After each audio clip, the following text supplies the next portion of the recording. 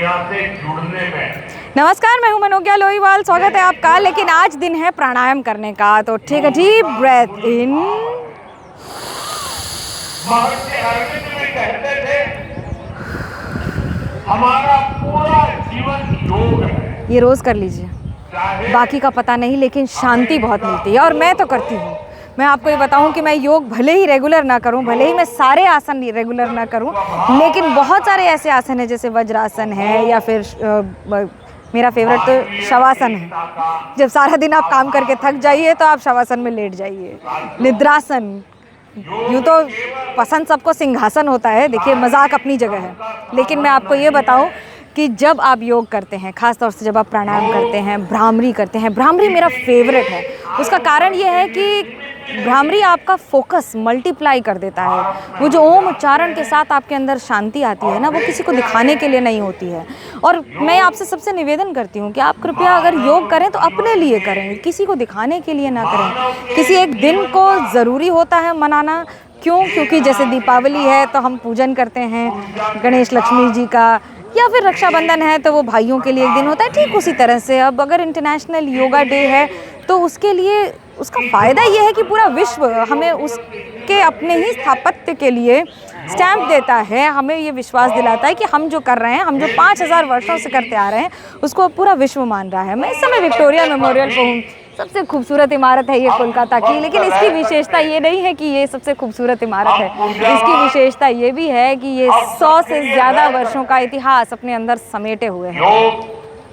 अंग्रेज़ों से लेकर भारत की आज़ादी से लेकर बंगाल में लगातार हुए 3 से 5 बार के सत्ता परिवर्तन को लेकर, सब कुछ को लेकर, यहाँ योगा को लेकर आज ये इतिहास बना चुकी इमारत है और इतिहास के पन्नों में दर्ज इमारत है। ये खुद इतिहास है। लेकिन जब आप यहाँ आते हैं तो आप अगर दिल्ली रहते हैं या बाकी सब जगह रहते हैं तो AQI कितना होता है? 300, 400, 500। But you come to Calcutta and I tell you, Calcutta खासतौर से ये इलाका has the least AQI because that's the reason why it is so bright and beautiful.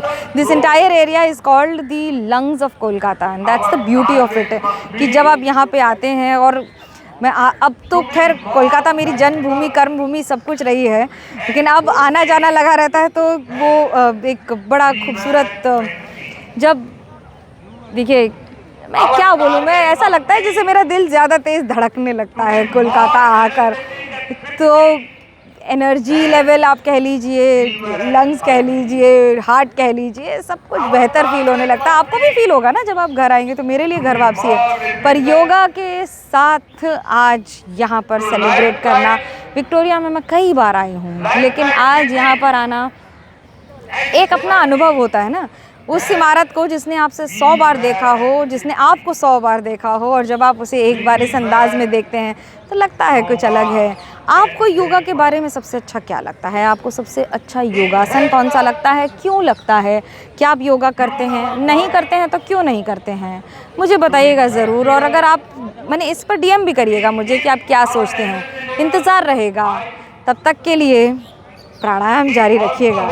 Take a deep breath in